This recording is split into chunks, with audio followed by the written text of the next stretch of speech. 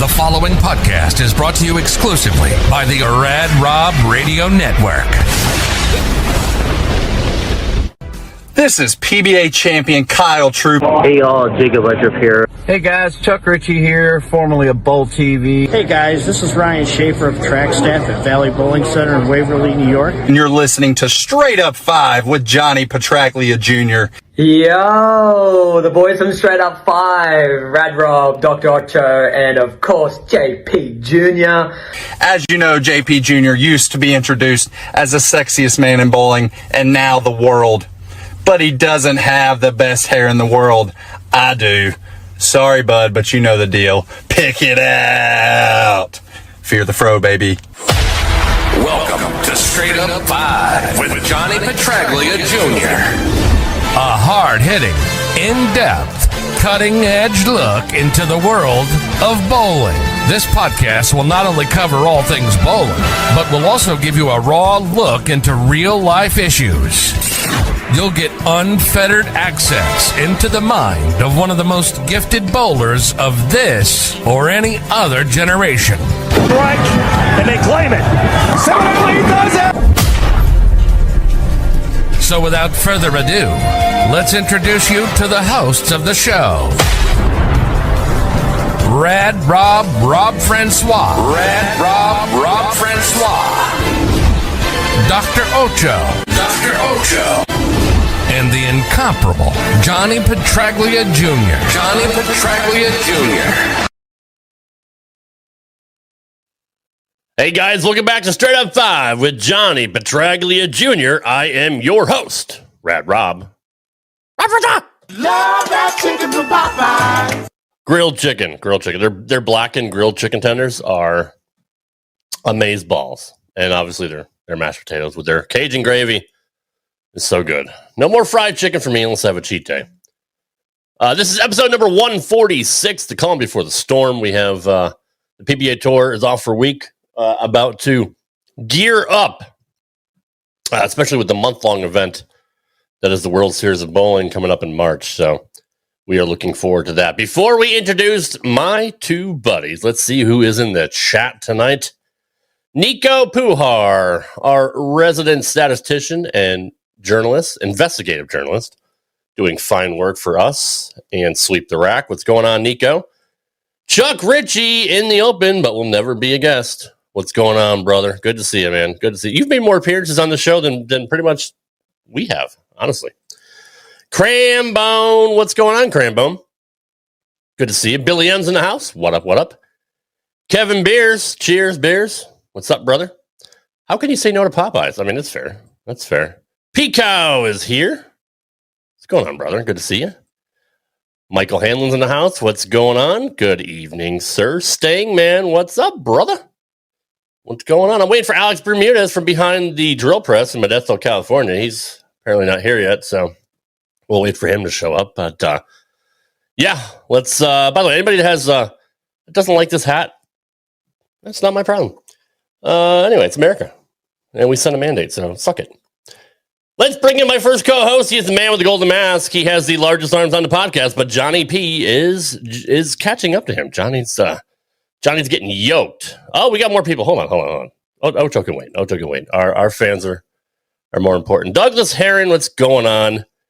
Nico, what's going on? Hurry up before the doctor gets angry at you. He's always angry at me. Like, he's just angry, period. I've never seen him smile, but then again, I've never seen his mouth either. So, yeah. Anyway. Nicole is not here yet. Nicole's not here yet. We are all waiting for the appearance of Nicole Neff. PD, what's going on, PD? I just saw you laughed at one of my comments I left on Facebook. What's going on, Patrick? Good to have you here, former alumni of Straight Up 5. All right. With John Rome, anal. I mean, whatever floats your boat. There she is. Hold on. Hi, I'm super excited to be able to wish happy Ocho birthday, a happy birthday today. Happy birthday to you, Nicole. Good evening, Nicole. Good to have you here. Steve Sachs in the house. What's going on? Nice split last night. Yeah, we're going to get into that. We're going to show that. That was one of the most incredible things I've ever seen in my life. I'm not joking. It was literally one of the most incredible achievements in bowling I've ever seen in my life. But anyway, where did I leave off? Golden Mask, Largest Arms, the Resident Doctor, and the House Hack of Hollow Lanes. Straight out of Ochoville, number 1, Dr. Ocho. Actually, he's number 8. But what up, Och? Rob, you're doing good with your not swearing. You've only sworn about 4 times so far. No. Out already. No, have I? Have I really? Yes. So, and I do. ladies and gentlemen, Rob is on a quest to find his neck. So, and he said he's going to stop swearing. So I came up with a monologue that would help Rob in his new quest. I got to put beats in this. It's a little bit of a ripoff, but it goes like this. Fuck, fuck, fuck, motherfuck, motherfuck, noise. 1, 2, 1, 2, 3, 4, noise. Smoking beers, smoking weed, doing coke, drinking beers, motherfuck. Bring him in. Johnny, I told Mark Butch Ocho would be like, F that. I knew. You guys are so predictable. You already suck. You screwed it up. You were unfettered, like the unfettered, no-neck Popeyes eating some bitch you is. Stephanie's back in the house. I asked her where she'd been lately. She's been a busy girl and getting ready for that wedding coming up. That putting together a couch or a entertainment side. I forgot what she said. Anyway. Also joining us is the man with the name of the marquee. He is number 7 in your program, number 1 in your hearts. Everyone's favorite, Johnny, the one and only Legend's son, the sexiest man in the world, Johnny Petraglia. Don't call me Junior. What up, JP? He was actually right. You did do it at least 4 times. No. Before he even showed up. Son of a bitch. And now I'm laughing my caboose off. See what I did there? Nico says I get 4 free ones. Can't say rumper. All right, I've already used all 4. Thanks, Nico. Christ. Always a pleasure to be here with you guys and all of our fans. Thank you guys so much for being here. Having a good day, Rad Rob. Having a good day. Spent most of the day with Dad watching the kids to the next level for the state championship. Shout out to the Howell girls and the Jackson Memorial boys. Let's go, guys. You guys are awesome. That's awesome. Good job. Yeah. You had sent me a picture right before we started.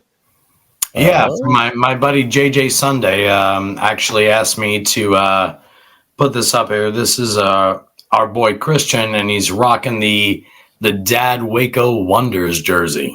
Own-eaters, baby. Own-eaters. But anytime JJ ever tells me to do something, he's like the male equivalent of Stephanie Sheridan. Like, whenever he says to do something, I do it. I do. They do work for the kids all the time, and we just the first thing. Actually, do me a favor, Rad Rob. Let me look at JJ's message. A longtime friend of mine's son asked if I had a bowling jersey for his senior pictures, and let me use your dad's, and let him use dad's that, and JJ gave it to him. Hope this makes you feel proud, JJ. It definitely makes me proud, and it's the best intro to the show ever. And Christian, if you're here, dude, whatever you're doing, keep going. You got good people in your corner, kid. So, but that's from, like I said earlier, man. Like Stephanie's always there, JJ's always there, so we have to support Christian, and it's pretty badass to watch him rocking Dad's jersey. Yeah, it's so cool, dude. Heck yeah. Very proud of that kid. Heck yeah. Speaking of which, actually, sending a shout out to Troy Lint, who lost his mom, I believe, today. Shit. Yeah. We love you, Troy. We're thinking about your brother, praying for your family. Sucks. Yes, I saw his post today. I think it was today. I don't want to get it twisted. Well, but clearly it happened. So, man, Troy, that sucks. I guess he got a call or a text and said he had to rush over to get to her, that she wasn't doing well. And when there's like, I don't know about you guys, but first off, I'm not on Facebook, so I didn't know that. So first first thing, Troy, everybody here is here for you, whatever you need. Jeff, thank you for letting us know. And like, I don't know what it feels like to lose a parent. Not yet. I don't know what that feels like. I don't even want to think about it, to tell you the truth. Well, here's the truth. It blows just from experience. Ouch. Ouch lost his dad, so yeah. Go ahead, Och. No, that's it. It blows. I mean, my father's 7 years as of Sunday. And you still post every year on the anniversary. Well, it's also it happens to be Gabriella's half birthday too, so I won't have to think about that. What do we do then? When she's 6 or 7 years old, we don't do halves anymore. Yeah, probably. I don't. So I got another 3-4 years of that, and then this way I at least celebrate Gabriella while I have a day of a balance. You don't identify by months anymore. She's 37 months old. So well, Och, without getting like too deep, like, what do you say to somebody that like it's new for that just lost somebody? Nothing. There's what can you say? It's nothing. It sucks. It sucks when they die old. It sucks when they die young because they say, well, at least it's expected. Who cares if it's expected? It sucks. Yeah, now Chuck Ritchie said you got plenty of time with them. And they say it gets easier. It does, but it comes back instantly.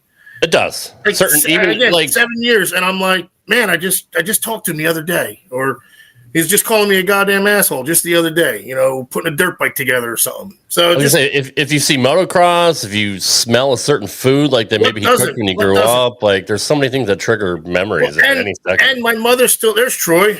Troy, sorry, buddy, man. Troy, we love you, buddy. About it. Seriously. Yeah, my mother still lives in the house that we all grew up in, and I take care of the house. So I mean, all his tools are still there. He's got badass tools though, so that's the other good thing. Yeah. But there's nothing to say. You can't. We all go through it at some. 95% of us probably go through it eventually, but there's no way to deal with it. No way to tell you how to deal with it. So I guess it's safe to say that we all deal with it differently. Like there's no owner's manual, that's for sure. There's a certain amount of time that everybody like harnesses it, like accepts it. Dude, I'm already crazy. I'm not cursing. I'm already crazy. What am I doing? I mean, I legit went mental. I mean, as far as like this is everybody, Ocho, this is normal for here. So just imagine how I was for about a year after. Not lunacy or anything, just hunkered, I guess we could say. Hunkered down, basically. Not that it matters, but it was yesterday. But either way, Troy, we love you, buddy. Like, well, anyways, to Troy, you know what, buddy? I know one thing I can do for Troy. I can actually flip the script. Troy's gone through every trial, every tribulation, everything in the last 10 years. And he's somehow figured out a way to be Player of the Year, a major champion. He's flipped from doing a standard 9 to 5 to a PBA champion. And Troy, if there's anybody in the world that can handle this, it's you, dude. Yeah. But you always have all of us right behind you, dude. So for your mother, all of us, we just, God bless her. And but you're the kind of brain that can keep going. That's all I got. Yeah, don't let it. I won't say don't let it affect you, but I mean, don't let it bring you down to the point to where you lose sight of what you got going on right now. Because obviously, we all still have to go on, regardless of whatever deaths we have in the family. I mean, you can't just Troy, do whatever you need to do to get through it. Heck yeah. But, whatever you got to do. There's no owner's manual. There's no right, no wrong. If you're not hurting yourself, hurting others, hurting animals, do what you got to do. And many years sober. Skyers is right, Jeff. Yeah, absolutely. But I mean, don't let it sidetrack your brother. I mean, stay in the gym. In fact, going to the gym would probably be the best thing for you to just take your mind off it for an hour or so. And we hope you come back this year, brother, on the tour because you've had so many setbacks since your Player of the Year. So, but yeah, we are definitely praying for your family, and I mean that. It's not just a cliche. There's JJ, not to take it off Troy, but there's JJ with Christian in the picture. Rob, what does he have to say?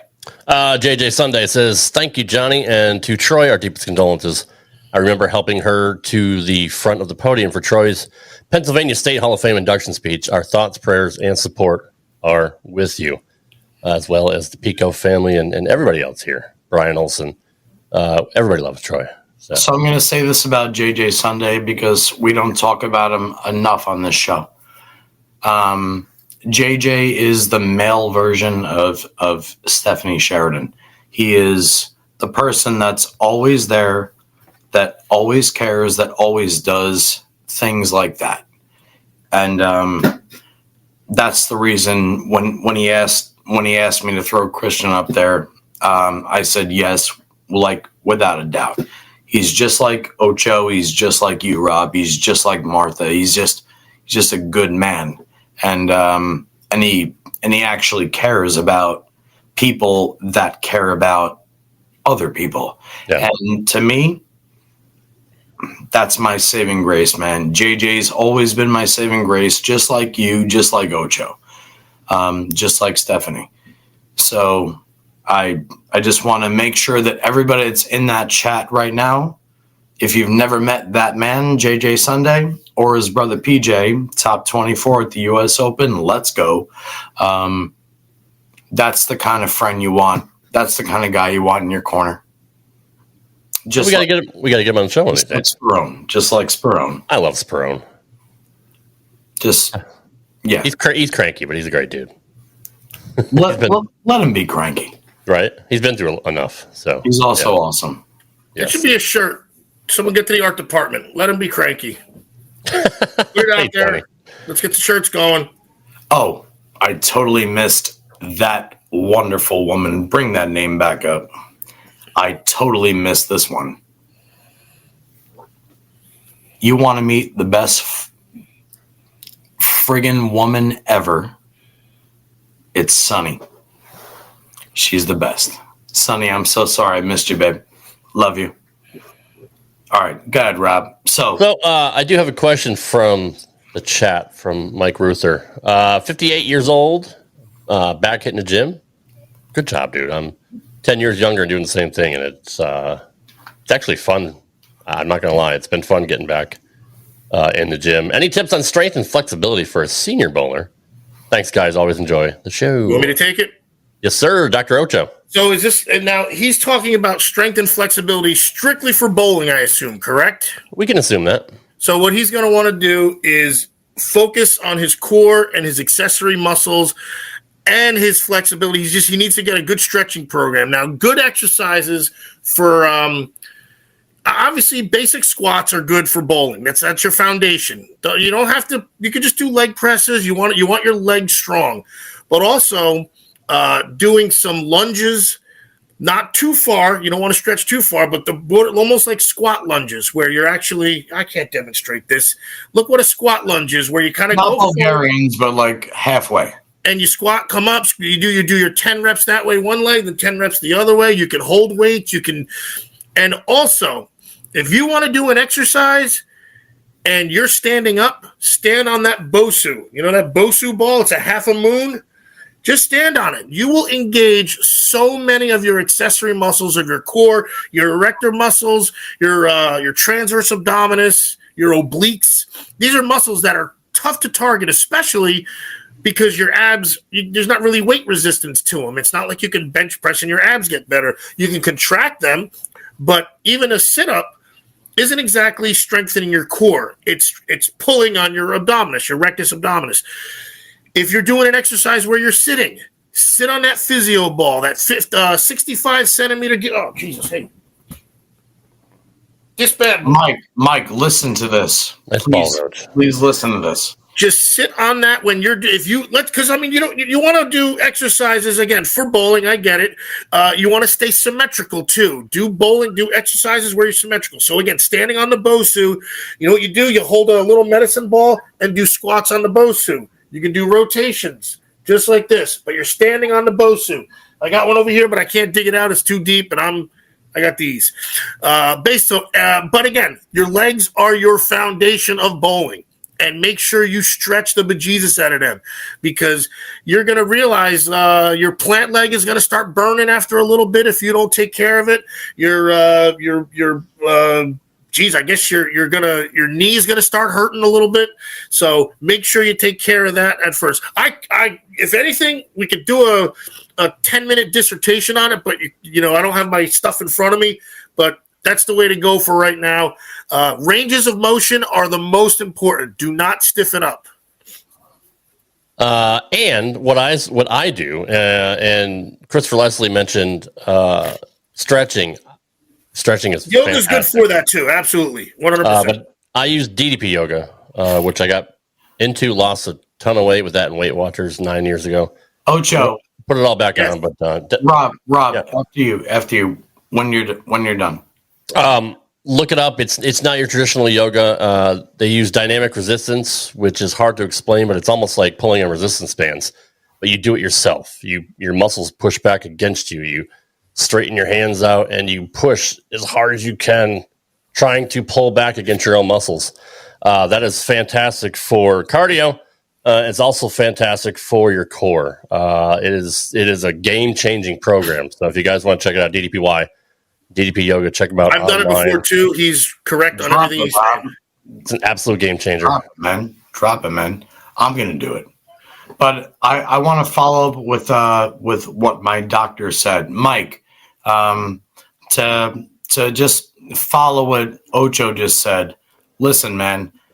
Me and Ocho like to get bigger up top. We really, really do. It's not going to help you in bowling. What he said about the legs and the core, go and watch all the PGA Tour guys on, like, for golf. They're throwing medicine balls against the wall. They're doing anything for the lower half. Remember, the lower half comprises like almost 70% of your entire weight and your body. So if you get everything down here to work, everything up here always follows what's down here. The same way, like, here's a great comparison. If you put your arm in front of you like this and you are tense, your shoulders are going to follow it, right? But if you're loose, it's going to be by itself, right? It works from the bottom to the top. Doc, if I'm wrong, please tell me. But you're 100% everything wrong. starts from the bottom, and what's down here is what makes the world go round when it comes to sport, especially bowling. So work on what everything Ocho just said, but like, just remember, this may look pretty on the beach, but this is what's going to make you money, you know? So I just wanted to add that. Now, clean house in them brackets, man. Heck yeah, man. If these are stable, this stuff just follows, right? Absolutely. And again, that's what's part of that stuff is where I got it from, watching, reading, how golfers train, keeping their core straight. That's where I got the squats with a medicine ball and trunk rotations, things like that. Obviously, the motion is different, so you're not going to be too whippy, but you still need to be symmetrical, because, let's face it, bowling is an asymmetrical sport, and that's where injuries happen. So, anyways, go at it, my man. Get at it. Get in those brackets, get in them high game pots, and take some coin. Martial arts is great too. Dale Stewart, 61, and doing martial arts, Wing Chun, and finding that it's helping core and flexibility. Yeah. Dale, everybody, that's Wing my Chun dad tonight. That's what my dad did for when he flew out to Japan for the Japan Cup in 1976. He met his sensei. I'm sorry, I'm burping. He brought his sensei back, and they opened a karate school in Brooklyn. And that's exactly what his sensei said. Bring that quote back up, or that comment back up, Rad Rob. Martial arts is literally the epitome of using the core. Am I wrong, Och? No. That's exactly how it is. It's balance. It's stability. And that's that's really, really it. It's that's it. Nailed it. Build up your glutes, hips, and legs. Foundation is everything same as golf. Yeah, I mean it really is. It's absolutely, Dave. Absolutely. Absolutely. Hey, there's my boy Alex. Everybody wing. What's up, Alex? Tonight. Crushing it this week. There he Welcome is. from there he is. Everybody wing. Let's get into some league talk before we get into the PBA. Everybody. I want to show everybody a video, and if you guys are listening to this in audio, I'm sorry. I just did it for some money. It's not a big deal. They don't even see anything. This is a video sent to me by the amazing Martha Suze of JP at League this week. Was this at Howell or where was it, John? I'm assuming this is Majestic Lanes, and Majestic. Okay. Before you play it, we won this game by 3 pins. Wow. Go ahead. Oh! Wow. So if you miss completely, oh boy. Roll that ish. Here we go. Let's go to the video. Be intimidating.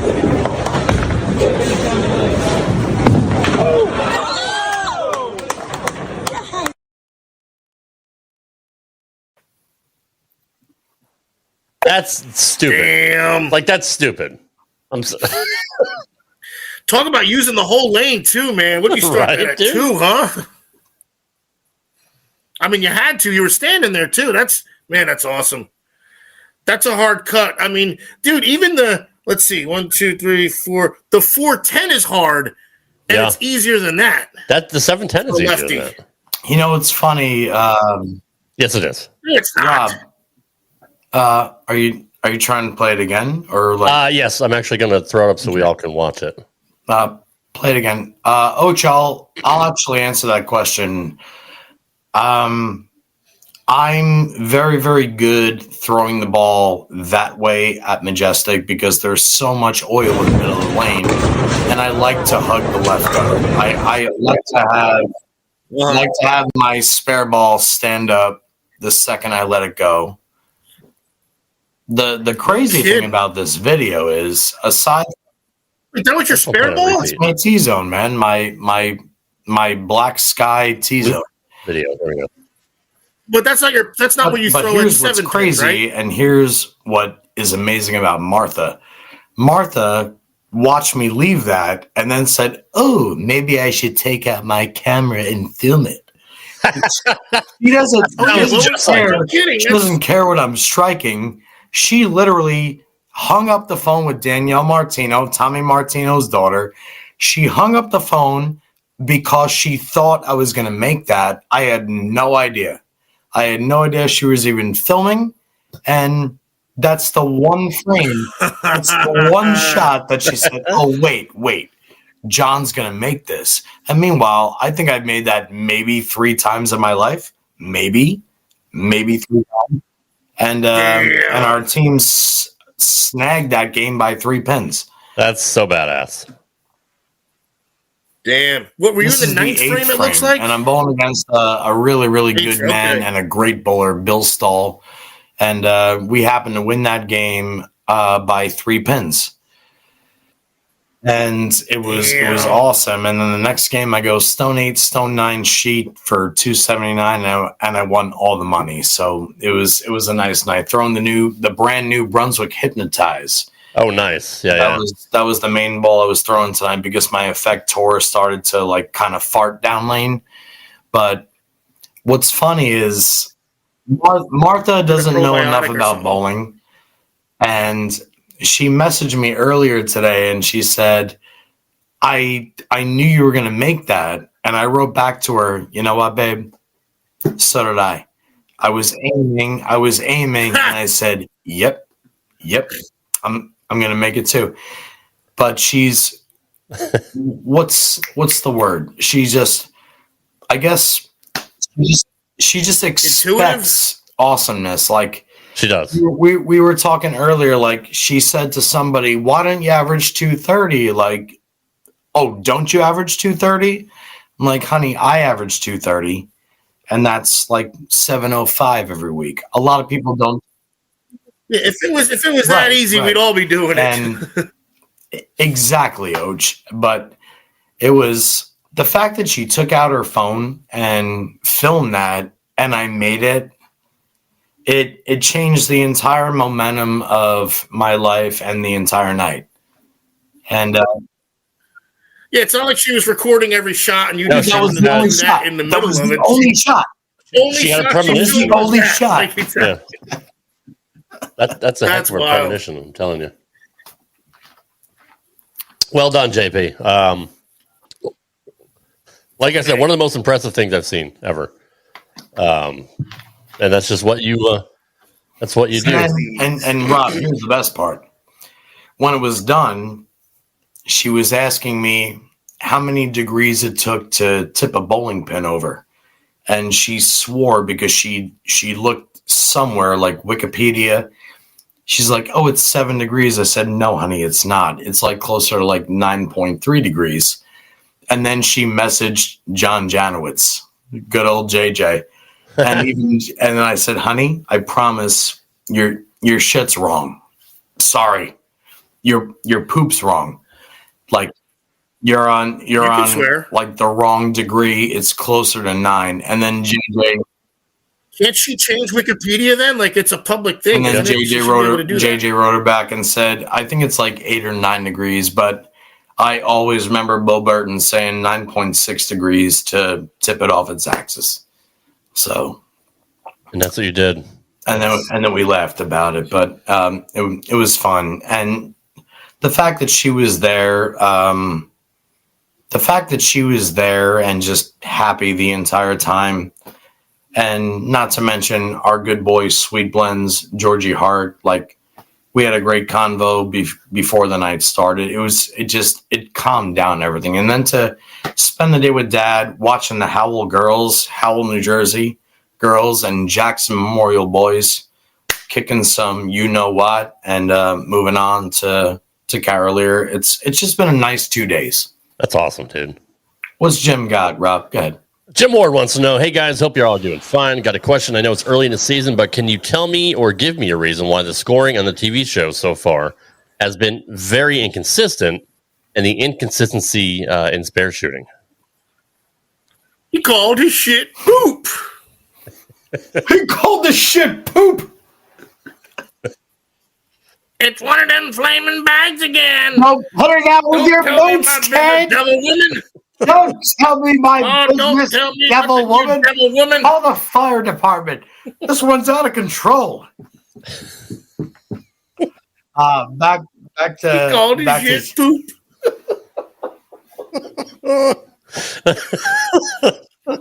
See which questions are important and which ones. Oh man. Jim, I actually can't answer this. I'm not out there, so I don't know. What do you guys think? Because the scores were high at the Pete Weber Missouri Classic. They were high. There was a lot of hold in the middle. Jim, hasn't it been like the first couple games have been a little rickety, and then the guys kind of track it out a little bit? Is that really, or that's kind of what happened the other day with Barnes and Barrett the first game, right? And then Barrett started, last couple frames he had such a big lead. I thought he just kept switching balls till he kind of got lined up or something, and then he just started firing. I actually don't know. Like I said, excuse me, I'm burping again. I don't know. But I feel the same way that Jim does. I'm not sure. Like you just sounded like Christopher Walken, by the way. No, I don't. I don't know. I don't know why the scoring is so low, but maybe the oil is different, or the lights are burning the oil. Talking. I gotta have more cowbell. I do. Anyway, But like for real though, Jim, I honestly don't know yet. It's way too early, and we're not out there, so I can't honestly give you an answer to that.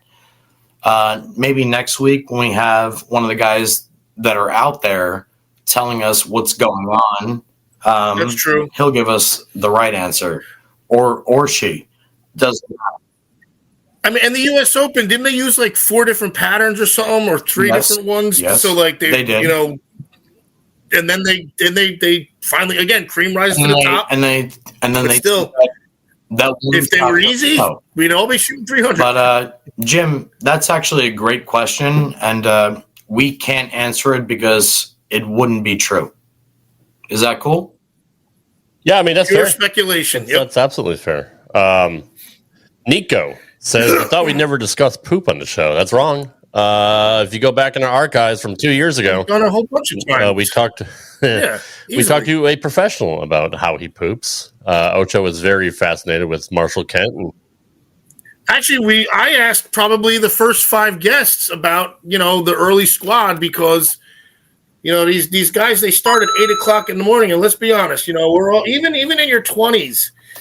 Sometimes you just get that gut rumble in the morning, unless you're up at 5 a.m. and you give yourself plenty of time to have your coffee and whatever your oatmeal or your eggs and grits or whatever it is.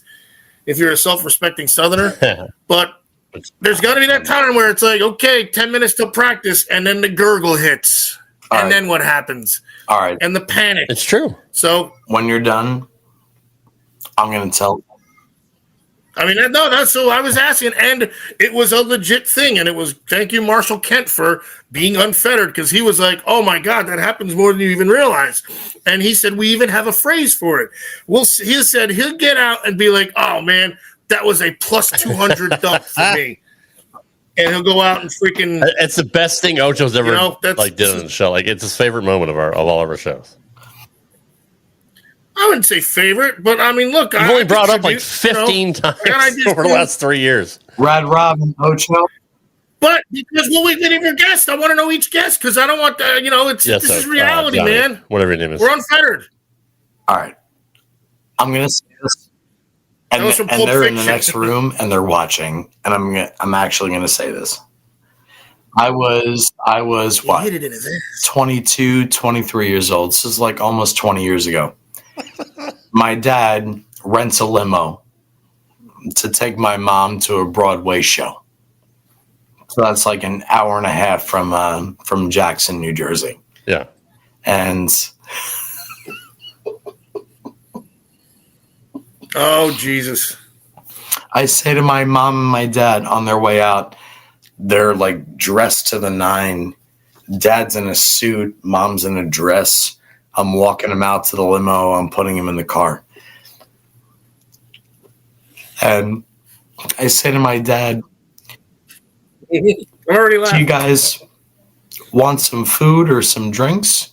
You got like an hour and a half drive. My dad looks at me and goes, me and your mom made a deal.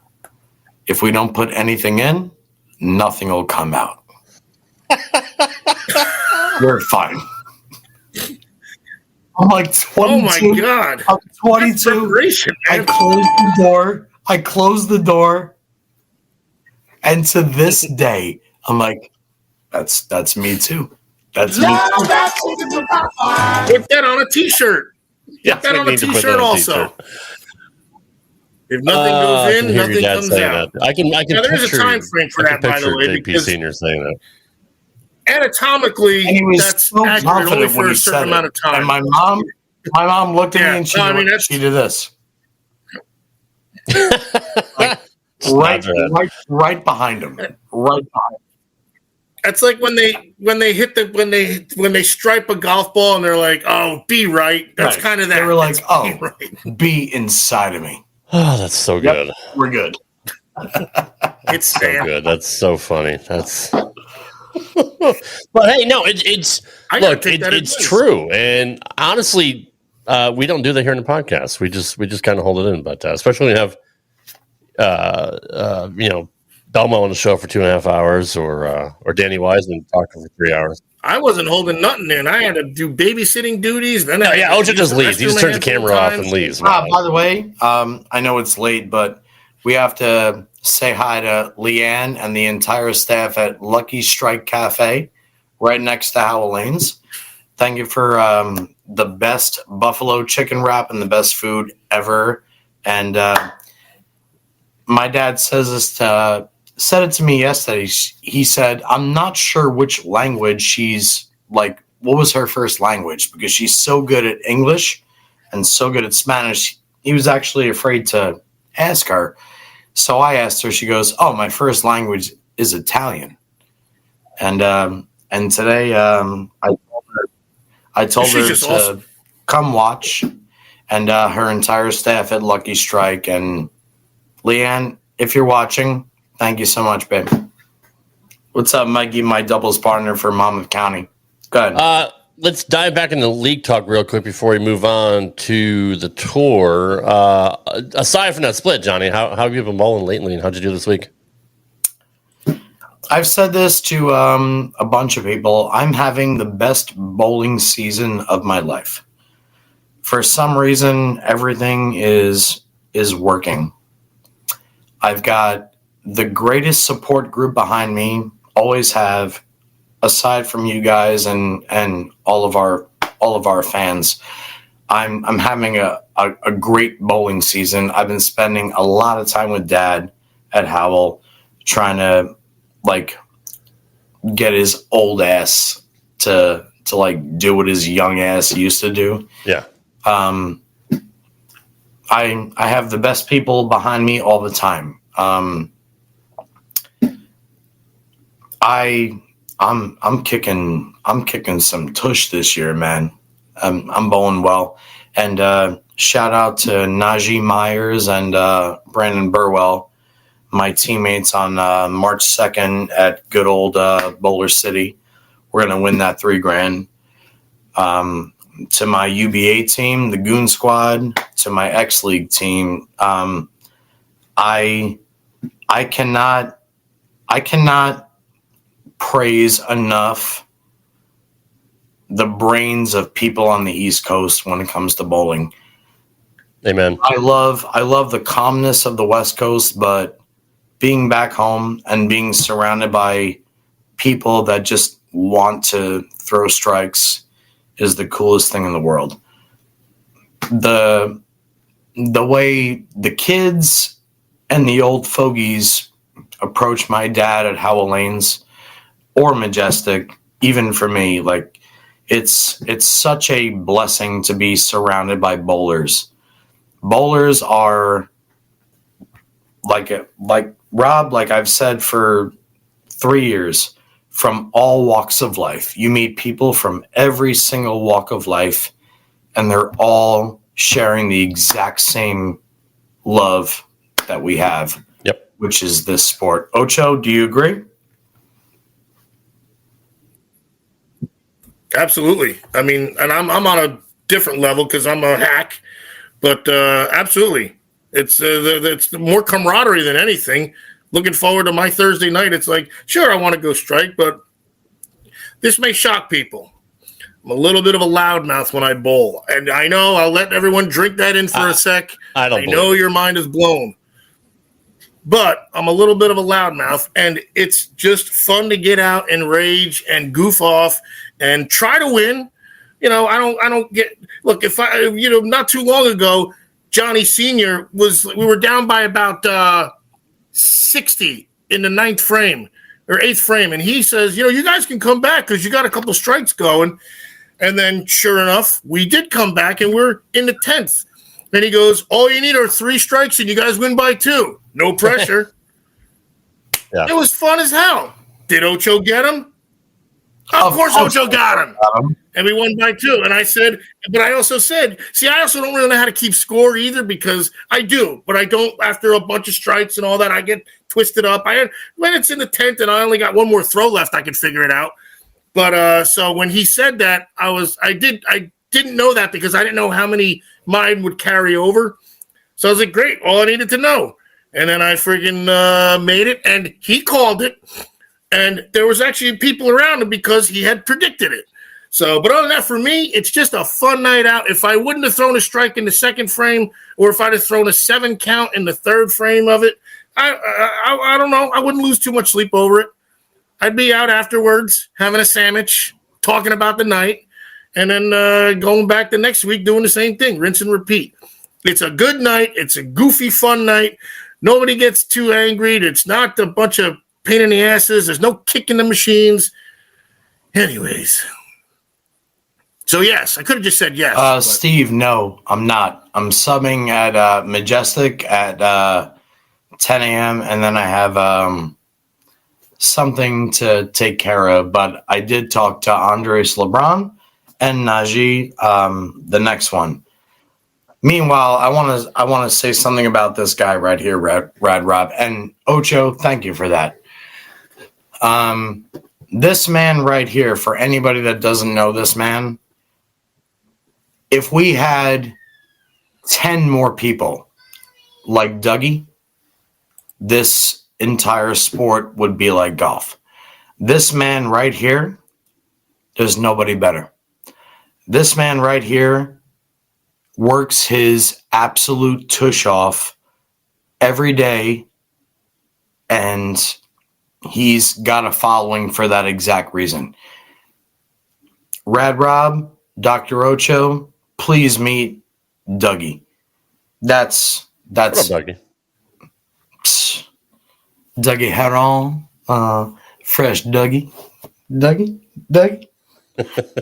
that man right there is Dougie. I'm sorry, you still probably have my snot on your hoodie.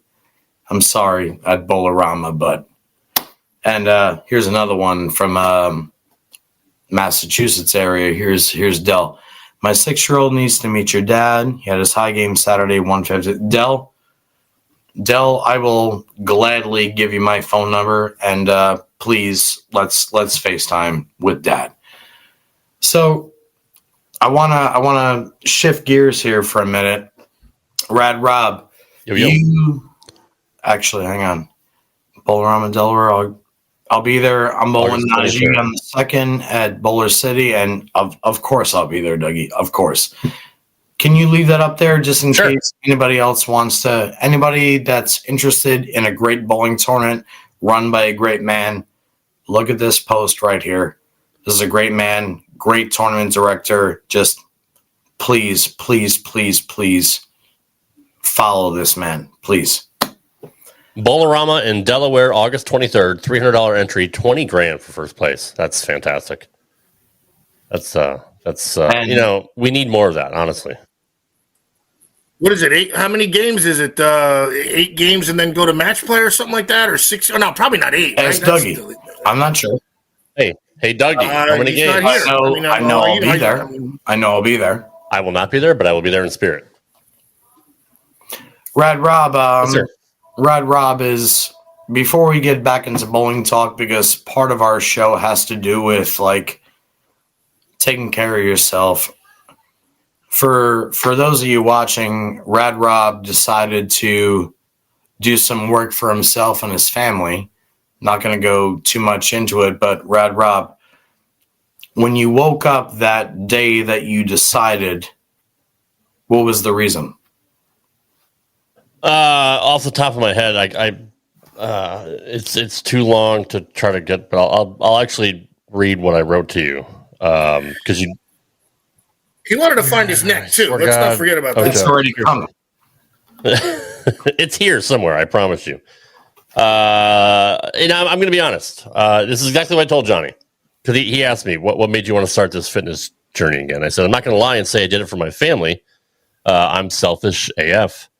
I'm doing it for me first, so I'm not miserable anymore, so I can move again. But secondly, for my daughter, so she doesn't have to follow the same habits. I come home from work, I lay in bed, I watch YouTube. She gets home from school and does the same thing. I absolutely cannot do that to her, and I can't keep up with her. I'm not old. I'm 48. I mean, I still have a long way to go. And when you wake up and you're in pain every day, it sucks, and I'm a stress eater, so I get stressed because I feel like crap every day. So I end up just. How do you get home before your daughter from work? I make my own hours. Yeah. Right on. And I eat my stress away, which just creates more stress. It's a vicious cycle. You talk about addictions, you talk about alcohol, you talk about drugs. Food is an absolute addiction too. And in some cases it could be worse. I mean, it gave me diabetes. It gave me, high blood pressure, high cholesterol. I don't need that. Like I'm too young for that. And you're the only one that can make the change. Honestly, anybody dealing with anything out there, you are literally the only one that can make that decision. Nobody else can do it for you. You have to be the one to make the decision. So that's all real stuff. And if you don't want to answer this, you don't have to. But we've done this for 3 years, and there was a period on this show, I think it was episode 50 to 70, where I was stone sober, and I didn't ever rely on the bottle, right? And then I flipped the script, and now I drink again. There had to be something that, like, you must have woke. This is for any addict, whether it's food, whether it's booze, whether it's steroids, whether it's cocaine, whether it's heroin, I don't care. Whatever addiction you have, there had to be something at some point that you said, you know what, this is it. Do you want to share that moment, or is that too deep? I mean, obviously it's been building for a while. Like it's been 10 years since I met DDP. That's when I started my journey. And honestly, I was only in shape for a year. So it's been 9 years since I felt good again. Every year that goes by as you get older, it gets harder. It gets a lot harder. And you throw on having a kid at 42 years old. Yeah, I mean, you thought that would have been enough to make me want to change, but now she's almost 7 years old. And she's the best thing I ever did. Like, she is my legacy. It doesn't matter what I do here on the show, anywhere else. That's my legacy. I can't let her go down the same path that I did. And I know she's young, but it could start just like that. And she could develop those bad habits that will carry on for the rest of her life. And I cannot absolutely do that to her. Was there an actual tipping point or breaking point? No. I mean, I just woke up and said, I'm going to do this. Like, I'm going to, it was just on a whim. I'm going to get back, and I went on and joined up to Planet Fitness. I said, I'm going to do this. I texted DDP and asked him if he had any kind of discounts for his program, and he hooked me up with one. Super great dude. Literally known him for 10 years. Trust me with his cell phone number. He is like the legit dude. Like, he just wants to help people. Doesn't matter if there's money involved. Diamond Dallas Page is the real deal. But yeah, just for all those reasons I listed, Johnny, it was just like a light bulb went off. I said, I'm done. Like, this literally sucks. I can't do this anymore. And that's what I did. So to anybody watching, Ocho, follow me up after I say this. He had a reason, whether he has an actual pronounced reason. I had a reason. You had a reason. Ocho, isn't this like one of the main reasons we're here other than bowling? It's kind of what we started talking about to begin with. Bowling was like, hey, let's try that too. Why not? Gee, our first 20 shows were probably a little bit of bowling and a lot about this stuff. Absolutely. That's how we started the show. It wasn't always about bowling. And that's what we say in our opening of the show. Right there, bro. Rad Rob. Yeah, thank you, Sonny. I've run into her husband and her son not only on the driving range, but also in the gym. And they preach the exact same thing. Sonny runs marathons like all the time. She also runs a household. She also takes care of everything, and so does her husband, and so does her kid. I only know little Scott. I don't know the other kid. but their entire family like abides by like that one rule where they take care of themselves all the time, and they're aggressive and they're forward and they're gentle at the exact same time. So it's what you guys are saying right now is the exact same thing that got me into weightlifting. I was in the back of the car with Rochelle in her Acura MDX looking at the Death Valley Mountains. And I told her 7 years ago, I said, I want to be sexy. I don't want to have this spare tire around my shit and my poop anymore. I want to get lean. And then I got into weightlifting, and God bless his soul, my late friend Jason Tizzo taught me how to weightlift. He taught me how to weightlift. He's gone now. And anybody that knows Jason Tizzo, I know he was nuts, but he was also a great man. I'm going to start to cry. But like what you're doing right now, what you've done for me, Och, for like the last 20 years, like what my dad has done for me and my mom my entire life, like this is what makes the world go round, you know? These kind of people, the people that are in our chat, the people that are here every single week, Jeff Skyers, I got a lot to say to you, man, but like everybody that's in the chat, they're our people. Yes. Has nothing to do with politics, has nothing to do with race, has nothing to do with anything. Everybody in here right now that's actually listening at some point in their own life is going through what everybody else here is going through. Let me take a sip of Diet Coke. Somebody. And what Troy's going through. Everyone is. AJ Rice is dealing with too. Like, yeah, this is reality. We all have to deal with. That's life. I mean, it's the only thing they say that's sure is death and taxes, right? I mean, it's death is inevitable. And Ocho's biceps. And I don't pay taxes. That's the only. I know I'm going to die soon. Hope President Trump, can you please pardon Johnny P for not paying his taxes? Please, God. Appreciate that. Well, as long as the IRS ain't watching, we're good. Yeah, I mean, you never know. I mean, they don't bowl. They don't bowl. No, the IRS is notoriously non-bowlers, so it's fine. Sperone, absolutely. Battles numerous demons daily. We all do. I've had personal talks with Roger Meany, another great friend of yours and supporter of our show, and I won't get into it, but I mean, he's confided to me of some stuff he went through in the past, in the military and all that. And there's so much that we go through, whether it's addiction, whether it's demons, whether it's stuff that happened to our past, emotional, abuse, physical abuse. Here, Jeff Skyer says, addiction is real. Alcohol is fun. Believe me, I know, but I also know the effects of it. I effed up 2 relationships, spent thousands of dollars that I'll never get back, lost my job all because I couldn't control it. The alcohol controlled me. I'm at 7 months without a drink and I don't regret it. I'm not saying I won't ever have another, but for now, I'm good. Good job, Skyers. We I feel like that's like the most beautiful thing you can ever write. Yeah. An alcoholic, even if you're 1,000 days sober, will always be an alcoholic. Always. Yep. And for me, I'm definitely an alcoholic. Whether I'm not drinking or I am drinking, I'm an alcoholic.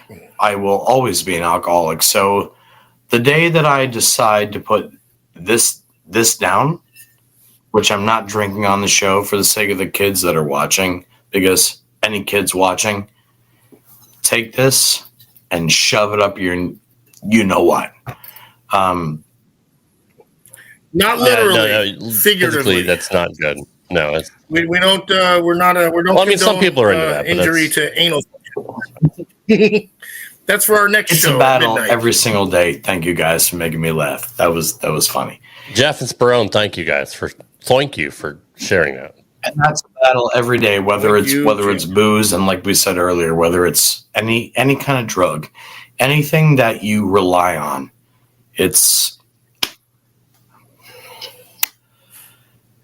if you're an alcoholic, if you have a problem, just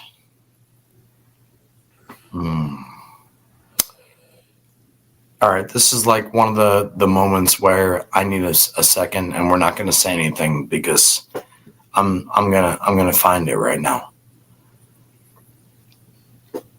If you're aware of it, it makes it a little bit easier. It never changes though. Whether you're sober for 1,000 days, 2,000 days, 10 years, doesn't matter. You'll always be an alcoholic. You will always look at this and say, just one, but we can't have one, right? Like, there's no such thing as one. Right. There is no such thing as one. And there's no such thing as one for in anything when it comes to any kind of addiction, guys, like anything. I'm stuck in it right now. I want to get out of it. So I'm not going to lie to you guys and tell you, oh, I only had one. No. I had like 17 today. And maybe tomorrow I'll have 0. But the second I decide, just like Rob said, just like Ocho said, just be okay with it. Just accept it and be real about it and then fix it. And everybody's got a different reason how to fix it, when to fix it. And, you know what I mean, Rob? I got you, Johnny. I absolutely know what you mean. And I sent you a novel of texts the other day. And I'm not going to lie. The Lord, who I'm a very, very big fan of Jesus, he's my homie. The Lord put on my heart what I texted you and what I thought and what he thought you needed to hear. And I want you to reread that whenever you're going through something, even daily, just to try to retrain your brain, John, just to get out of this cycle, because you could still reprogram your brain. It's never too late. But I really do want you to take what I wrote, which was straight from the heart, and motivate you. Hopefully, use that as motivation to get out of what you're doing. So, and I meant every word of it. Well, you can do it, John. And aside from you and everybody that's actually here, that man also, my doctor, Mr. Ocho, he's always behind me too. And the cool thing is these last 2 days hanging out with Dad at Howell Lanes and like trying to help him get back into form when he wasn't 80, which he is now, 80, 78. Old shriv son of a gun. Spending time with Dad this last week it's like reincarnating something up here. It's for all of you out there, you never know when you're gonna lose your dad, and just remember that you're here because of him and your mom. Yep. So I finally got there. It took a little while, like 20 years, too much, but talking to Ocho, going to visit your dad at the gravesite on your daughter's birthday. Rob, talking to you about getting back in shape for your daughter. You guys are just the best. You guys are just the best. Thank you, John. And we don't do it for us. We do it for you, honestly. Somebody else talk. We're all here for each other, man. We're all here. That's what it is. This is bowling camaraderie at its finest, and really. Honestly, of all the guests we've ever had on the show, who I am grateful, absolutely. Shows like this are the most favorite of mine that we've ever done. And it's been a long time since we've done one like this, honestly, because there's not a lot going on right now in the bowling world that is even worth talking about. In fact, bowling doesn't even matter when it comes to stuff like this. Like, I don't even care at this point if we talk about the tour or whatever else. This hits home for everybody, regardless of our love for any sport or movie or TV or whatever. Like, life issues is what we all have to deal with. And people need to know that they're going through the same thing, right? I mean, everybody wants to know. Everybody wants to know that their feelings aren't just in their head, right? They want to know that their thoughts and their feelings are valid. Yeah, they're valid. That's exactly what I was going to say, Och. Great point. And to hear other people talk about stuff that you may be going through, you never know how much that could help somebody, or even change. Anybody listening to the show could literally change what they're going through right now. And I hope somebody can get inspiration from the stuff that we're talking about to whatever's going on in your life that you can change right now, just by listening to us and watching us to see what we're going through. You never know what that could do to somebody, John. I think we're doing a good job tonight. I mean, like, this is the most transparent all three of us have been in a while.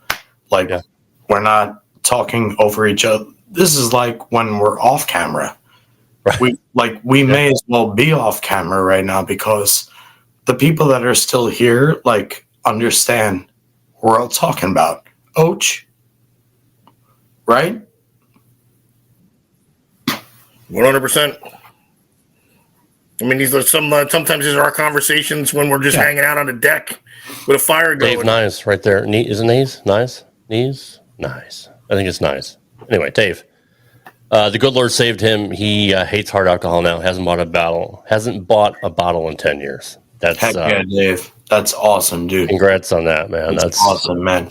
Good for you. Good for you. It's so hard because there's so many people that don't do it. I've had a cousin who's been an alcoholic almost his entire life, but even he's been in and out of prisons all up and down the East Coast. And at one point even got into a chase with the cops, ran through a roadblock, and got put in prison in Florida for 10 years. He's been in and out of the system, probably on his 8th or 9th DUI, somehow has a license again. Great state of Maine, go figure. But he's 52 years old, and he's out. He's got his own construction business, was able to buy his own truck, was able to buy his own house. It's never too late to turn any of this stuff around. And you know what, Rob? That's the best thing. And what are we at? Can I follow that? And that's the best part, is like we were talking about you getting in shape, or Ocho taking care of his family and his huge biceps, or me bowling and hanging out with Dad. There is no such thing as a timeline. There is no such thing as it's too late, especially in bowling. You can be 5'5" like Norm Duke, or you can be 6'3" like Mika, and you could be 50, you can be 30, you can be 20. Doesn't matter. Just like booze, just like any other addiction, you always have the opportunity to just give it up. And for anybody out there that ever has a problem, these two guys right here, and Martha, who's not here, my lady. We love you, Martha. They saved my life. And Stephanie Sheridan. Stephanie saved my life too. There's always a chance to just start over.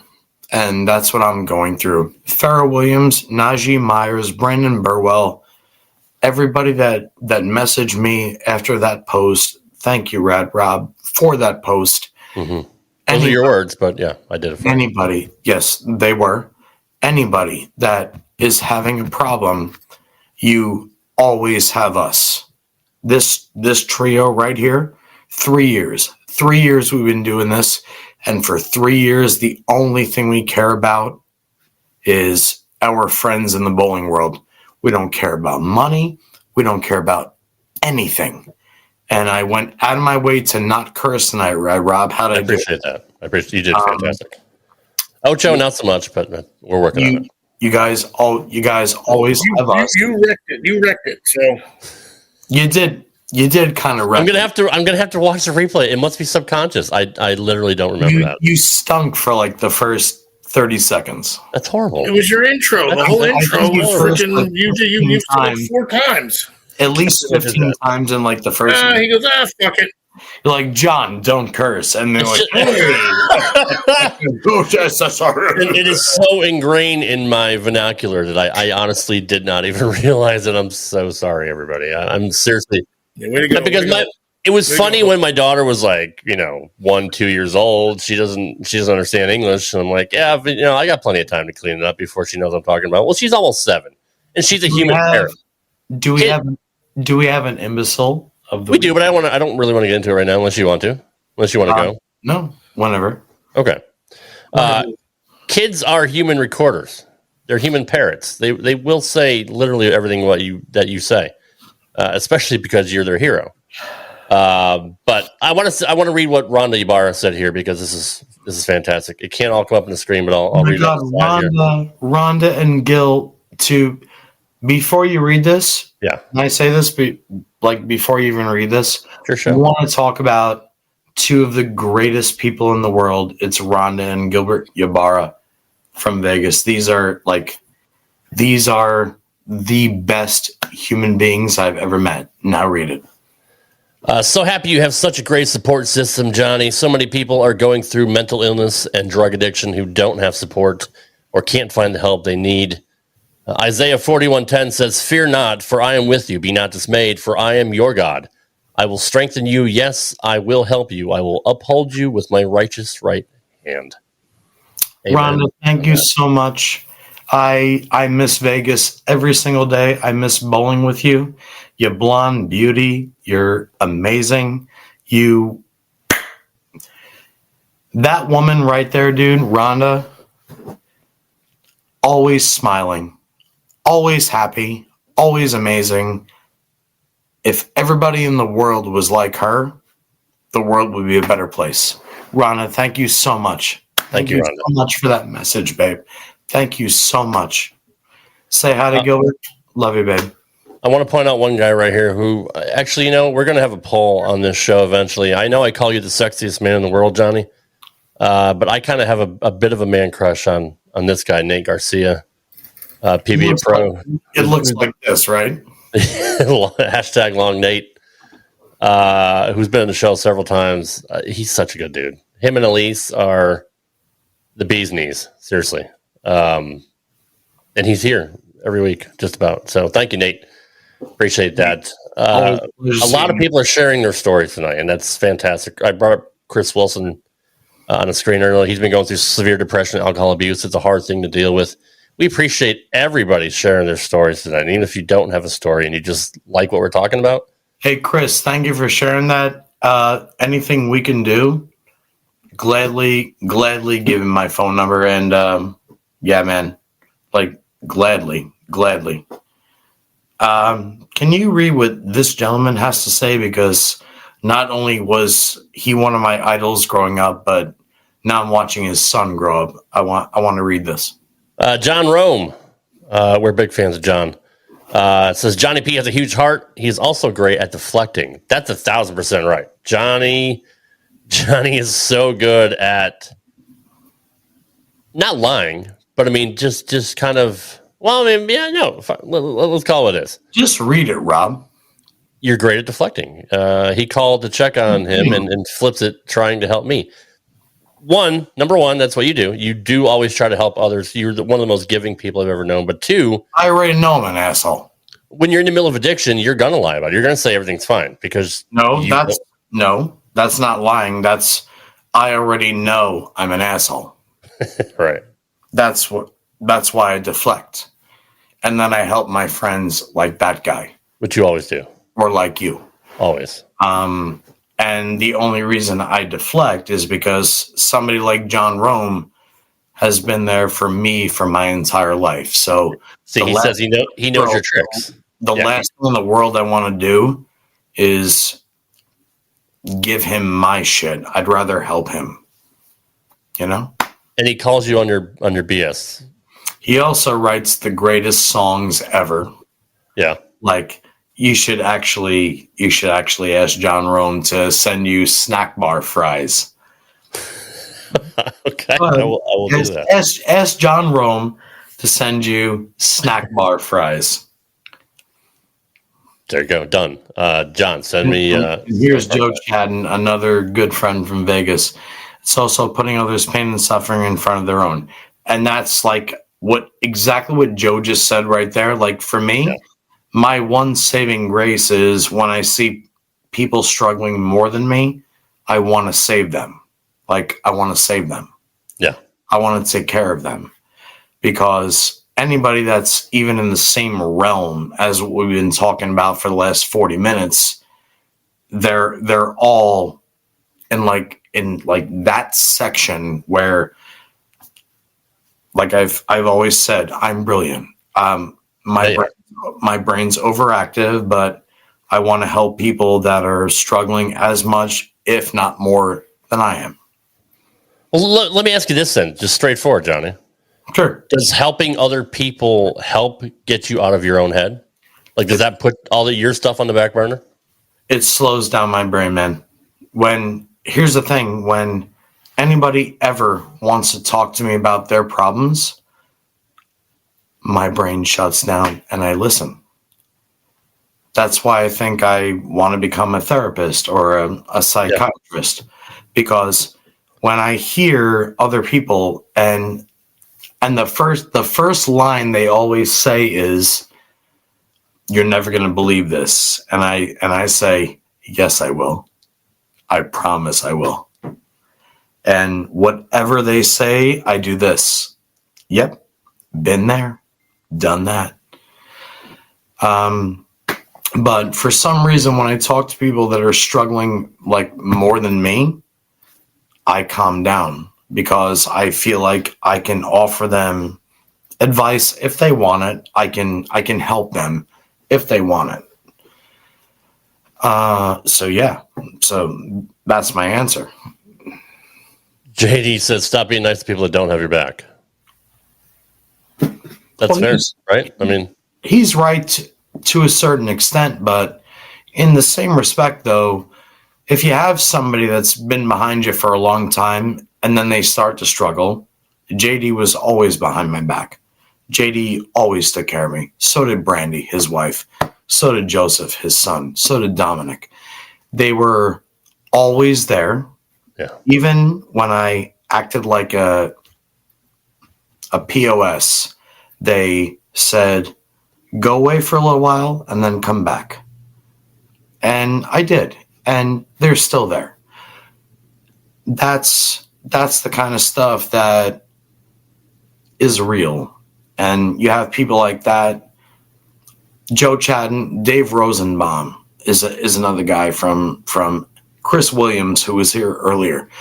There's certain people that like they just get it. And those are the people that are always in your corner. George Hart at Sweet Blends, always in your corner. I love George. Always, like, say, "Hey, here it is. Here it is. Here it is. Take it or leave it. It's up to you. I like you, but like, here's what's up." You do it with me, Rob. Ocho does it with me. And vice versa. So no, I appreciate people that call me out. I actually love it. That's why I like Martha so much, because she tells me when I'm being a douche flute. Was that a curse? I don't think so. I don't think so either. We love Martha. Like, she is the best. I've had quite a few conversations. I love that Cherokee.com. One thing, we'll just wrap it up here with what Skyer says. It's conversations like this that make me feel better, knowing I'm not the only one on here dealing with demons, and the bottle has made me feel like we are all a big family here on the show. You really are. Like, we are one big family. We have our own dedicated core group who aren't just watching because they're friends of yours, but I think because they actually like the show. We've picked up a lot of new viewers. We're actually getting more views on YouTube, John, than your Facebook page now, and it wasn't that way in the beginning. We're growing organically, but people really dig not just the bowling talk, but I mean, I think this show needed to happen. Like, tonight's show needed to happen. I got a lot of people messaging me right now that we need to wrap up. Douche flute? Yes, is that what I heard? Say douche flute. Is that a thing? Am I that far out of the realm that I don't know what a douche flute is? I say douche canoe. A douche canoe. You show me one. I've heard it. That's what I've heard of. But I've never heard douche flute. Now we got to get another shirt printed up. We are. That's hey, hold on. I have a question. Has Evelyn hit the cutoff man yet? Have you been training with her? She hasn't hit the cutoff man yet. I think your arms are too short. I think that's what it is. Can Evelyn pass the salt? That is the cutest dog ever. I'm telling you. Steve Sachs, appreciate you, brother. Thanks, man. You had a great career for the Yankees and the Dodgers, except when you forgot how to throw first base. Respectfully, for Steve before he goes, one of the most beautiful games, one of the gentlest releases you'll ever see. Great bowler, great man, great friend. Thank you, Steve. Thank you for being here. Ocho does not have a gentle release. Ocho is very aggressive release. You can hear it from a mile away. I get anger out. That's why I'm calm and collected. You know. Chris Wilson says the second time he opened about it, very hard to be public about it. It takes a lot of guts to be open with your problems, and we appreciate anybody here that has told their story tonight. Chris, hang on. Let me close this door. Not you. Put John L's comment. John L's here. John L's here. It's put out there January 31st, celebrating 12 years sober. That's awesome, dude. We got to get him on the show.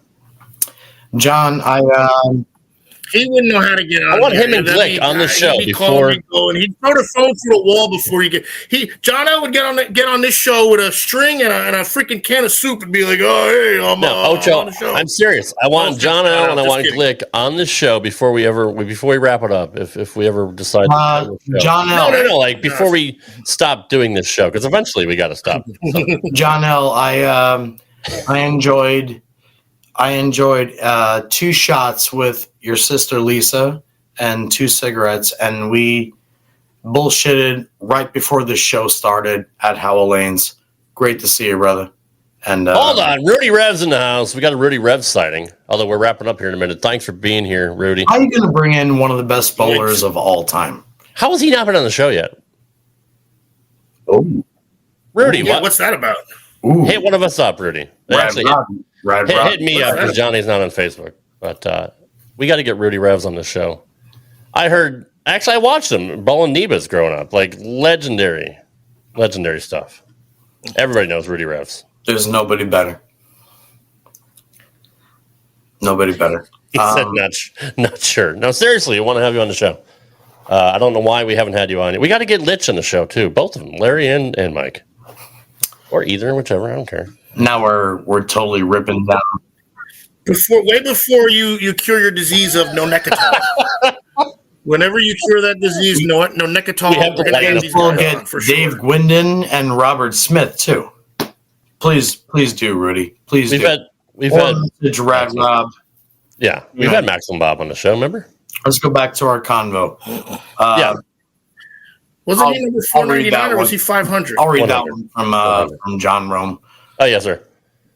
Anxiety and depression are very real. Too many people are ashamed of it. Embrace it. So here's what I'm going to say to that. And then, Rob, I'm going to pass it back to you guys. I know it's been like almost 90 minutes. Yeah, we're done. You guys got to do. Drew Carey now runs The Price is Right? In place of Bob Barker. We Ryan Seacrest took place of Pat Sajak, right? Right. And the same way Bob Barker used to say, spay and neuter your pets, Drew Carey always says, take care of your mental health. That's like really, really, really important. That's the last thing he says every single time on The Price is Right, which is one of the greatest shows to ever be introduced to television. Everybody watches it, right? So what we just read from John Rome, that's for anybody. That's for everybody. That's just take care of what's up here, guys. However you have to. However you got to do it. Whatever you have to do to get there, just whatever is between the ears, take care of it. Nick D'Ambrosio, one of my favorite people in the world. He saves my life every single Monday. On Tuesday, Mike Ferraro at Majestic saves my life every single day for two totally different reasons. Nick is by the book, and Mike is effing crazy. But they both make the exact same sense to me in my brain. Take care of your mental health however you guys have to, and we are always here for you. Absolutely. Everybody here in this show is always here for all of you guys. Especially John Philly. I was in the car when you were talking to George Hart last night. Want to talk about a great man? That's a great man right there. Philippizik? His son has more talent than I ever could imagine I would ever had. That's a great man right there. Want to know why? Because he actually gives a poop. We talk all the time about weightlifting. We talk about booze. We talk about everything. That's a great man right there. That man, Jeff Skyer, is another great man. Everybody that's on this show right now is here for a reason. And I thank all of you. All of you. I'm going to stop talking right now. Rob, Ocho, take it away. I do want to say one thing for Nikki here. He busts my balls on Facebook daily. He holds me accountable when I post Republican memes. We argue, we debate, but I respect that dude, 1,000%. I don't know everything about him, but I know he's a hardworking son of a gun. Ocho and that manner and George Hart are my three best friends. That's one of my best friends, Rob. And want to know why? That's why I don't call him an asshole. Never talk about politics. We talk about bowling. We talk about family. We talk about layouts for bowling balls. We talk about poop that has nothing to do with anything. We talk about real life stuff, and he takes care of my dad, and he takes care of me. And so do you. And so do you. You gotta knock that. You gotta knock that stuff when it comes to that, because you're missing out on great people. You're missing out on great people. Ocho's wife, one of the greatest people in the world. I won't say her name. We love you, quarantine lady. Quarantine lady. Ryan Mullins. That's my ex-wife's. That's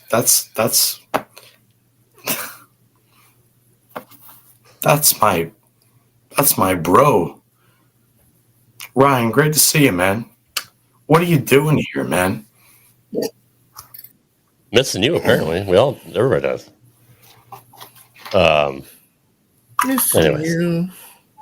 Let's give it a little levity here, and we'll finish. I don't know how we can top any of that, but we'll try to lighten the mood here with the imbecile of the week.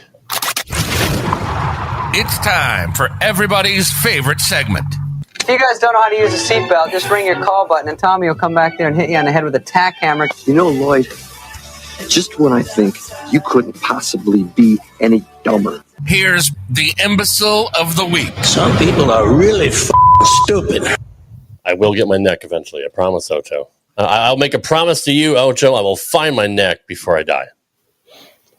No, you don't think so? Okay.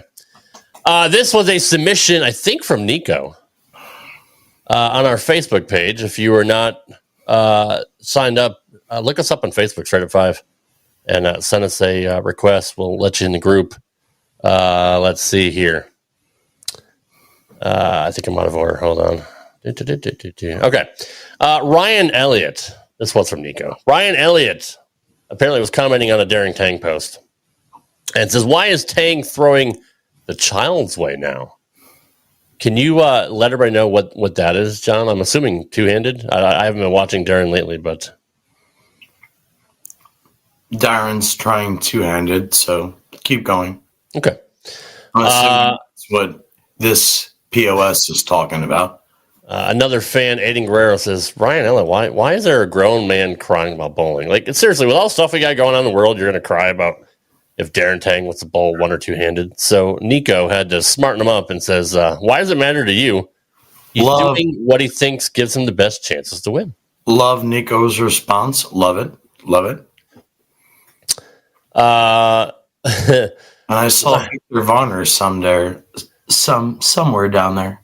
Ryan replies to the question why he's crying about bowling and says, because I've done it my whole life, and like real bowlers, we all hate this kiddie style of bowling. You must do it to judging by your hair color. Put this away. Put this away. Sure. Just get it out of here. Yeah. Is your daughter in the room? Nope. Ryan Elliott, eat shit. Eat. You stupid fuck! Yeah. Shit. I agree. You fucking loser. Everything you said. I'm done. Okay. All right, cool. Why? Why? Troll. Yeah. Troll. Victor Varner, one of the best people ever. Read Victor's comment. I love it. Who is we? As in, like, we hate two-handed bowling? He said it's part of the game these days. It's not for everyone. Whoever takes and knock down all 10 pins. That's what we've been saying forever. Plus, it's his job. It's how he pays the bills. If he has to adapt to two hands, so be it. That's a normal educated response. Kevin McCune, who throws the ball harder than anybody on tour, was on this show last year and said, I'm thinking of bowling two-handed because I need to compete with the rest of the guys. Walter Ray Williams Jr. 79 years old and throwing two-handed. I don't know how old he is. That's defamation. Ocho, before I lose my poop, Ocho, take this one. Take this one. Do it, Ocho. Before I lose it. Do it, Ocho. Lose it. I don't know. Do something. What am I doing? You're going to save me from what Victor Varner just said, but like I'm going to say it the wrong way. Yeah, say it in your doctorly way. Go ahead. Come on, Ocho. No pressure. About why he should bowl two-handed? Just your comments on him and on Ryan Elliott in general. Well, I did. I yelled, "You fucking idiot!" Give really us loud. a little bit more. So I just got to text before I quarantine lady. Can you break it down? She goes, "Are you okay?" And I said, "Yeah, I'm just yelling at the imbecile of the week." I didn't see what was said, so I was texting to quarantine lady about why I'm not getting mad. All right, bring it back up. Bring it back up. He's obviously not. Hold on, let me say? Hold on. Let me He's get racist. Why is Darren Tang throwing the child? I saw that part. I saw this part. I've done it my whole life, and like real bowlers, we all hate this kiddie style of bowling. Oh, he's speaking for all of us? Yeah. All right, I'll start. Ryan, I didn't sign up for it. I didn't I'll start. I'm 40 years old. Jason Belmonte's 43 years old. Oscar Palermo is 42 years old. When they entered bowling, they changed bowling the same way Mark Roth did in the 70s. And he won Bowler of the Year 77, 8, 9, and 84. There is always somebody that changes the game and everybody follows it. Since Jason Belmonte has entered the scene in 2008 in America, forget about what he did before that. Since he entered in 2008, he's got 31 titles and 15 majors, and he eclipsed Pete Weber by 5, and he's only 40-something. The entire world of bowling, every other person you meet throws it with two hands, and now every single pro shop driller, every single bowler is trying to teach them how to do what Belmo does.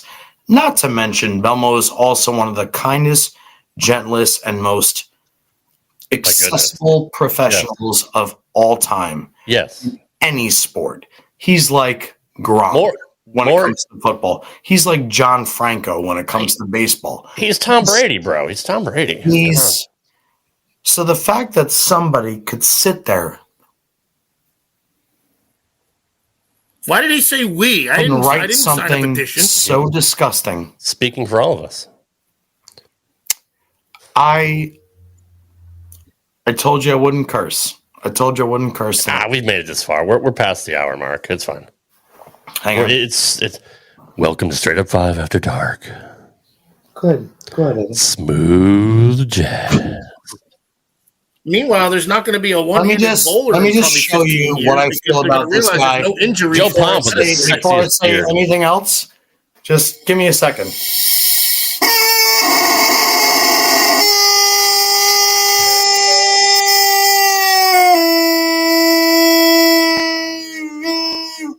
Nice cock. Nice That cock, should have John. been your answer. That literally should have been your answer. I love your cock, John. The fact that anybody could be that shitty for no fucking reason, sorry, no effing reason, it's just gross to me. We all love this sport, right, man? Yeah. And These are that rotten guy people, and that basically. style of bowling is the future of this sport. I'm going to do it, John. I told you the other day. I want to try it. Pompilio is in the chat. He's the most traditional cranker I've ever met. And a great beard. I guarantee he would never, ever, ever say what that POS just wrote. He would never say it. Want to know why? Because it's going to keep the sport going. And it's keeping the sport going. We all love EJ, right? We all love EJ. EJ's Pete Weber now. Congrats to EJ on 25 titles. We all love Simo. We all love...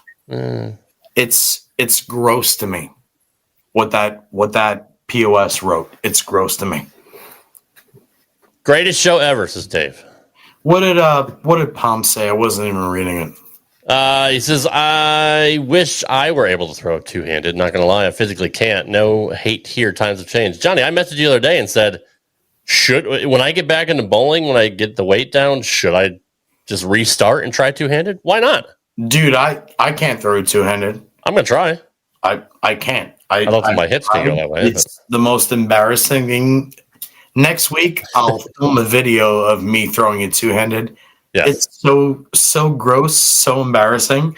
It'll actually be a great show. Thank you, Sonny, for your support. We love you. Sonny, Appreciate it. love you so much, babe. Thank you for all you do for the sport of bowling. You're the best, girl. Philip Marks. My boy, Phil. How are you? I've had my thumb for years, but I had wrist pain. Don't think he can do it two-handed. I mean, again, not everybody can do it, but hell, Walter's doing it. Parker did it. Parker did it on his YouTube channel. By the way, check out the Bone Legacy on YouTube. We love those guys. Heck yeah. But yeah, I think that's it. So, hold on. I got to read Chuck's comment here before we go. Look, guys, I feel bad for that guy. That guy being the imbecile of the week, Ryan Elliott. He posted that while sitting in his underwear in his mom's basement. That's spot on. I guarantee. Oh, Tammy Pissarro's in the house. Who even wears underwear anymore? What the hell? Good evening, Tammy. Hi, Tammy. Looking forward to bowling with Justin this summer. John, I love you. Thank you for being. Thank you, Johnny. Thank you guys, Johnny. thank you, Rob, for making this show possible. Ocho, thank you. I do what I can. Always being there for not only me, but for anybody that ever has a question. You guys make the world go round. You guys are like every ounce of my soul. Thank you, guys. Thank you. Can I say something about Ocho before we leave? Yeah. Because I never do publicly. Because I hate it. I don't ever give him props. No. I know the real Ocho. Look, you necklace mofo. I know God the real damn it. Ocho. I do too. I do. I'm gonna pull the curtain back a little bit. I've seen Ocho without his mask. There, I said it. I got it out of the way. I've seen it. It's not. He's not pretty. He's not a good-looking man at all. But I have seen him. It's the last show. You might as well just take it off, Ocho. All of it. You have a great body. I've seen it. I've seen that too. I've seen his body. Most of it. No, actually, anyway. Ocho, Easy, Rob. Jesus, Ocho shut doesn't up. like to be warm and fuzzy, but I will say. No, Ocho wants the show to end soon. I know. He's We all gotta gotta go. I got to go to the bathroom too. Anyway, Ocho doesn't like to be all warm and fuzzy, but I will say this: this is from the bottom of my heart. This is not for anybody but you. That's from the bottom of my nacho platter. My neck, wherever it is. Your Thank waddle. you for being loyal. I went back the other day. We've done podcasts together for almost 7 years. No, we haven't. You did a previous show with me called RTW, which I really want you to go back and watch. That's not true. I didn't even get the title right. Right. It was the funniest stuff I've ever done in my life. You showed up every week, no questions asked. I told this to Martha the other day. I didn't have a kid. You're still here doing this every week. You were here every Monday night, even when the Steelers were on. You still recorded with me. You were watching a turn show, but I mean that's fine. Sure, yeah. You watched the Rangers too, but whatever. It's semantics. You were still here with me every single week, doing the dumbest shit we ever did. I just want to publicly say thank you for doing that. Seriously. No. You don't get enough credit, Oach, for the stuff that you've done. You are one of the funniest people I've ever met in my life. You're also one of the smartest people I've ever met. That's true. And the most craziest person. And you're into some weird shit. Like some weird shit. Not true. But that's fine. That's fine. We're all into weird stuff. True. I just want to take this record. It's on record for forever. Out in the interwebs. Thanks, Oach. Seriously, for helping me out over the last few years and doing some stupid shit. That's all. Yeah, no, I appreciate and that's why I gave you that special birthday gift with Dick LeBeau and your best friend now and all that. Like that's what you mean to me. That was. Anyway, it is what it is. Well, that and Nick will get you a hot cup of Jack. All full transparency tonight. We got all that off our chest. Next week I'm going to hate you. So just it's fine. Anyway, guys, women, men. Oh, by the way, RFK identified two genders today. I don't know if you guys saw that, but regardless of what you identify as, we love everybody. We had a great show. Thank you for everybody for being here. Thank you for hanging out with us for almost 2 hours. Rob ran a great show. Ocho, thank you for everything. Love you guys both and everybody that was watching. Please follow us wherever you can. And thank you for being here tonight. And leave a review on the Apple Please leave us 5 stars on Apple Podcasts and iTunes and Google Podcasts. I don't think Google Podcasts is around anymore, but anywhere you listen to your podcast, if you do, hey, we got an audio podcast, by the way. It's not always updated, but I'm up to date now. Do we? And subscribe to us on YouTube if you're not here on YouTube. Straight Up 5 Podcast. Straight Up 5 on all socials.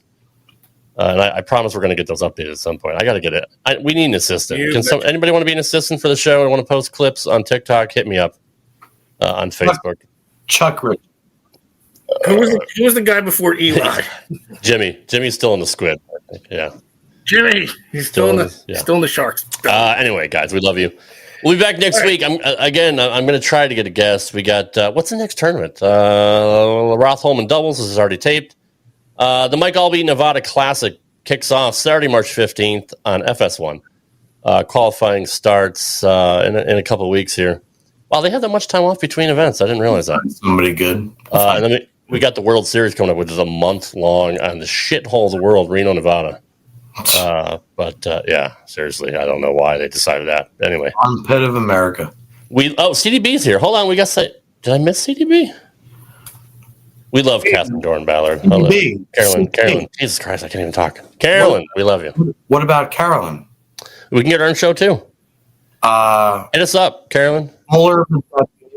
Is she a Jersey chick too? Ain't she from Jersey? Coach. Bowler of the decade. Most consecutive strikes on TV ever. One of the coolest human beings to ever walk the planet.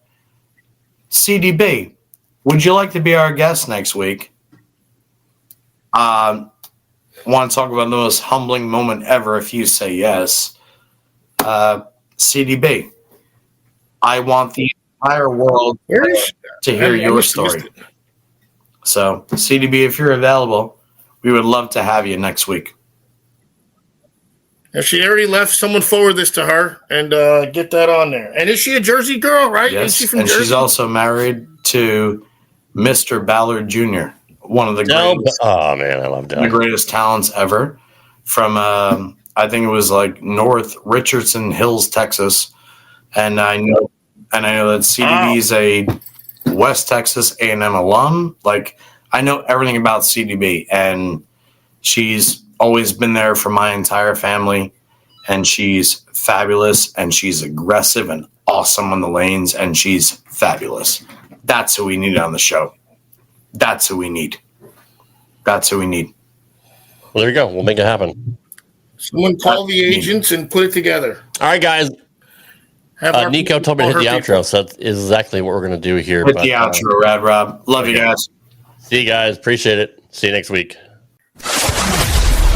Thanks for listening to this edition of Straight Up 5 with Johnny Petraglia Jr. You can follow the show on Twitter at Straight Up 5 Pod. Follow Johnny Jr. at JPJR07. Follow Rad Rob at Rad Rob Gaming. And follow Dr. Ocho at the Dr. Ocho. Got a question for Johnny? Send your questions to straightup5podcast@gmail.com. We'll see you next time for another edition of Straight Up 5 with Johnny Petraglia Jr. Right here on the Rad Rob Radio Network.